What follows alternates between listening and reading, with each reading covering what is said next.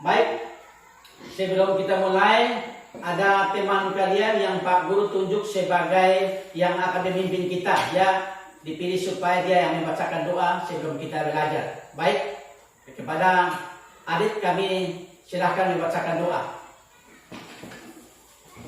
Ya, bagi teman-teman sebelum kita belajar, ya, silahkan kepada adik membacakan doa dan kepada doa kita berdoa. Mulai. Mari kita berdoa. Tuhan Yesus yang baik, kami bersyukur atas kasih-Mu. Saat ini kami mau belajar, kami mau Tuhan memberkati kami. Amin. Amin. Ya, baik, silakan duduk kembali, adik. Terima kasih atas doanya. Ya, hari ini kita belajar materi yang Pak Guru telah pilih atau Pak Guru sudah siapkan, yaitu Allah mengasihi dunia. Ya, kalian tentunya di rumah itu ada orang tua, ada bapak dan ada mama. Mereka juga mengasihi kita seperti Tuhan mengasihi dunia. Ya, jadi ada hal-hal penting yang Pak Guru akan sampaikan pada pagi hari ini, yaitu ada empat hal ya. Yang pertama, mengapa Allah mau mengasihi manusia berdosa? Itu yang pertama ya. Yang kedua, menyebutkan cara Allah mengasihi dunia. Yang ketiga, menghayati makna kasih Allah melalui ucapan syukur dan yang dinyatakan melalui doa atau puisi. Yang ketiga, menyatakan tekad untuk menanggapi kasih Allah dengan menyanyikan lagu rohani dan menulis pesan atau makna lagu tersebut. Ya, kita udah nyanyi lagu tadi ya. Jadi yang pertama-tama Pak Guru mau sampaikan kepada kalian semua bahwa hari ini yang kita mau pelajari adalah mengapa Tuhan itu mau mengasihi dunia. Ya, mengapa Tuhan itu mau mengasihi manusia berdosa? Mengapa? Karena apa? Kira-kira siapa yang tahu jawabannya? Mengapa Tuhan mau mengasihi manusia berdosa? Ya, kita ini sudah hidup di atas bumi. Bumi ini adalah ciptaan siapa? Tuhan. Ya, bumi ciptaan Tuhan. Dan Tuhan punya hak untuk mengasihi dunia. Dunia ini di dalamnya ada semua makhluk ciptaan Tuhan ada di atas muka bumi ini. Di mana kita lihat di dalam Yesaya pasal 9 ayat 6, Yesaya 53 ayat 2 dan 5, Daniel pasal 2 ayat 7 dan 14, dan Lukas pasal 2 ayat 11. Saya akan membacakan Lukas pasal 2 ayat 11. Ya, Lukas pasal 2 ayat 11. Anak-anak mohon perhatian. Lukas pasal yang kedua ayat yang ke-11, di situ dikatakan bahwa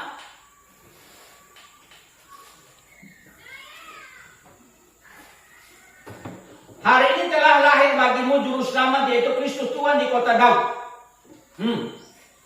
Jadi Tuhan telah mengutus anaknya datang ke dalam dunia untuk mau menolong orang yang berdosa. Jadi Allah, hari ini kita melihat Allah mau mengasihi dunia. Nah, di sini tentu Pak Guru ada berikan gambar ini. Gambar ini ada banyak nih. Ya, di sini ada gambar salib.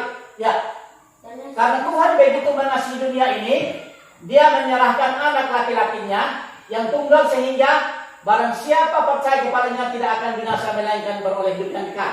Yohanes 3 ayat 16. Jadi Tuhan telah mengasihi dunia dengan Dia menyerahkan anak yang tunggal.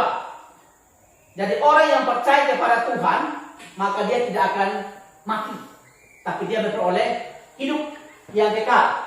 Ya, di sini ada, sebab seorang anak telah lahir bagimu, seorang putra telah diberikan untuk kita, lalu atas bahunya, dan namanya disebut orang penasihat ajaib, Allah yang perkasa, Bapa yang kekal, Raja damai.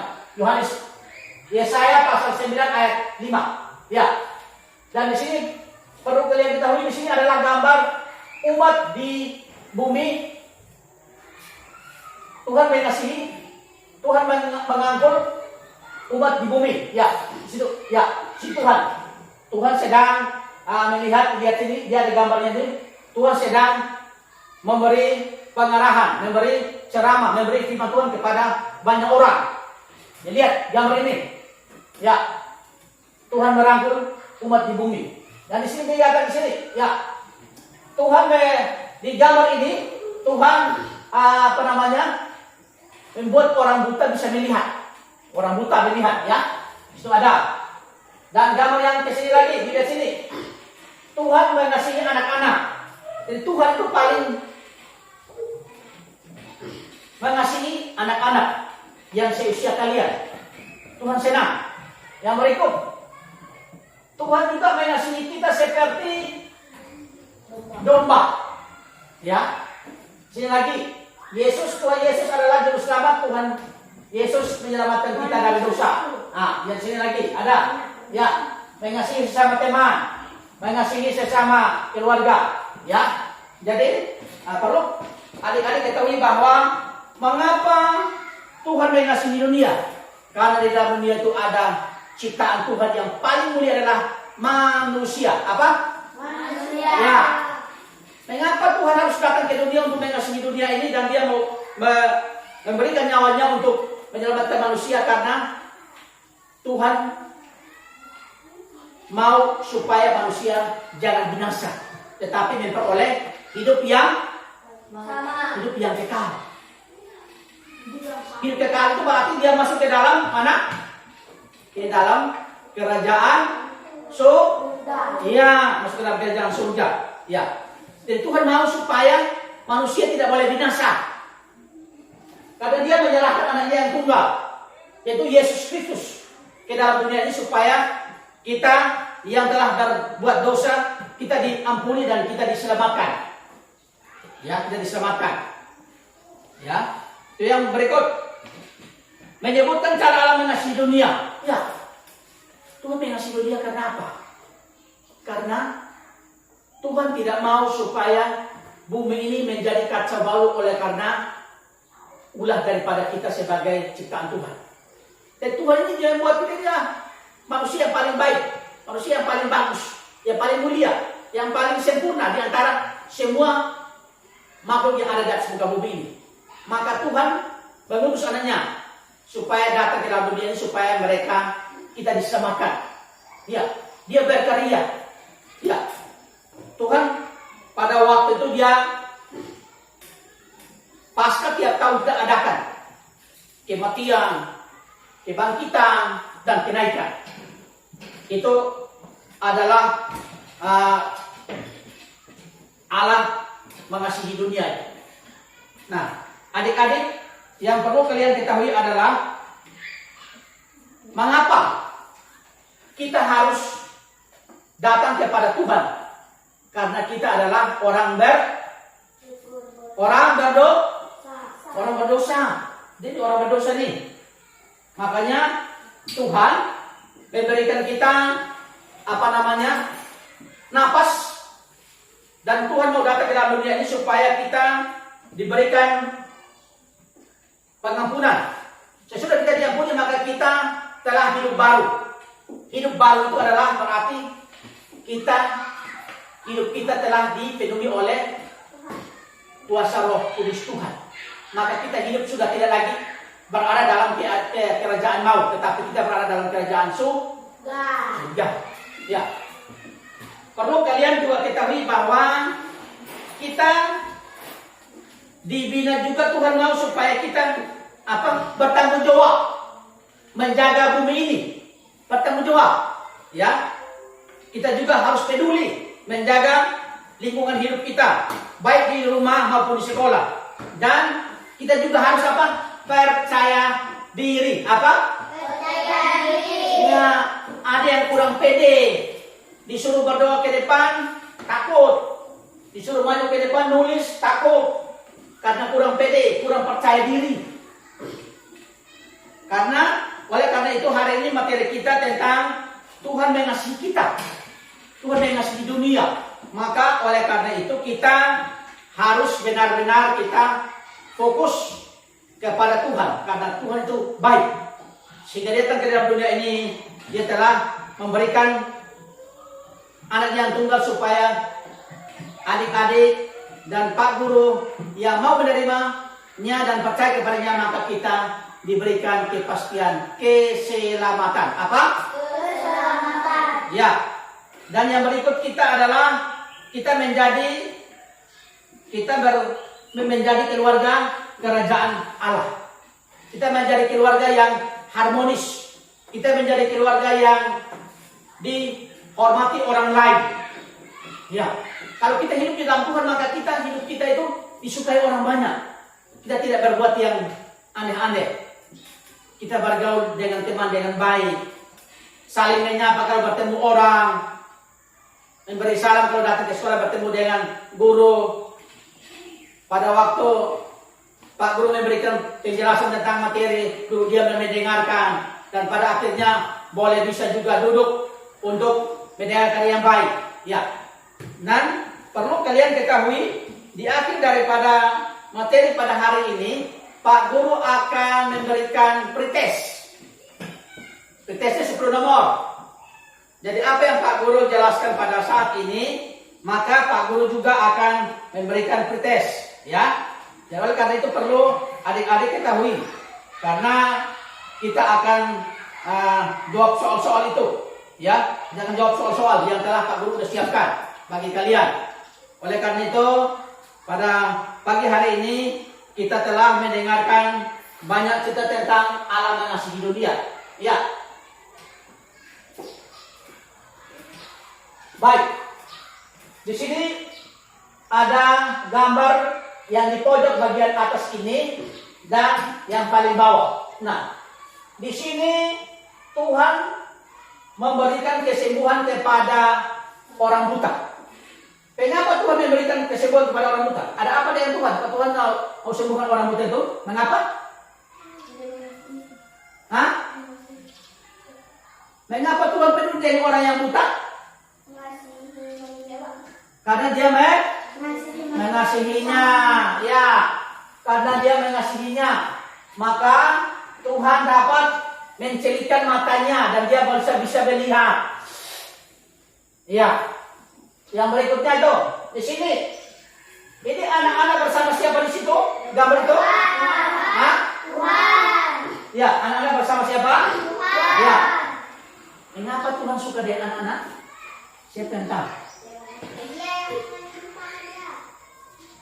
Mengapa Tuhan senang dengan anak-anak? Siapa yang kira-kira tahu apa jawabannya? Ya. Tuhan mengasihi anak-anak karena anak-anak ini adalah merupakan ahli waris kerajaan surga, waris kerajaan surga. Dan mereka itu adalah anak-anak yang belum mengerti tentang kejahatan. Mereka belum mengerti tentang yang namanya dosa. Mereka itu apa? Seperti anak-anak yang suka kepada hal-hal yang baik saja. Sehingga Tuhan mengumpulkan mereka dan Tuhan memberikan mereka ini. Mereka bergaul dengan akrab dengan Tuhan. Ya, Tuhan mengasihi mereka dengan cara kumpulkan mereka. Tuhan membimbing mereka kepada hal-hal yang baik. Oleh karena itu hari ini juga, ya saya mengajak adik-adik juga seperti itu. Jangan menjadi orang yang jahat. Ya, kita orang Kristen itu menjadi teladan bagi orang banyak, menjadi teladan, menjadi contoh bagi orang lain. Ya, menjadi contoh bagi orang lain. Oleh karena itu perlu kalian ketahui bahwa pada hari ini kita juga di sini melihat bahwa di sini di gambar yang paling bawah mengasihi sama keluarga. Ya, di sini lihat di gambar paling bawah ini bapak, ibu dan anak-anak mereka berkumpul. Mereka lagi ngapain ini? Mereka lagi saling bergembira karena mereka dikasihi oleh Tuhan. Ya, dikasihi oleh Tuhan. Ya. Baik. Dan di sini juga Tuhan juga senang kepada adik-adik yang saling mengasihi teman. Ya. Siapa yang di rumah pasti kalian punya adik banyak kan? Ada abang. Harus kita saling mengasihi. Kita tidak usah melawan orang tua, tidak usah melawan abang atau kakek atau nenek kalau suruh kita. Harus taat. Karena Tuhan suka atau Tuhan senang kepada anak yang taat kepada orang tua. Ya. Perlu kalian ketahui pada pagi hari ini yang Pak Guru telah menyampaikan kepada kita bahwa kita harus juga di dalam hidup kita kepada Tuhan. Tuhan menyelamatkan kita, Tuhan mengasihi dunia dan menyelamatkan kita, dan kita juga harus hidup disiplin. Apa? Disiplin. Tepat waktu bekerja. Pagi hari jam 6 orang harus mulai bangun dan bekerja. Ya, disiplin waktu, harus tepat waktu. Jangan sampai orang udah pulang kerja baru kalian bangun dan pergi ke kebun untuk bekerja. Itu tidak baik. Jadi kita harus bekerja, harus disiplin. Ya, disiplin. Kita juga harus memiliki jujur.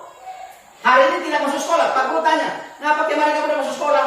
Saya sakit Pak. Kapan dia tidak sakit? Dia pergi bermain di tempat kawan. Berarti berbohong. Berbohong itu bagus itu enggak? Enggak. Ya enggak baik lah. Berbohong itu tidak baik.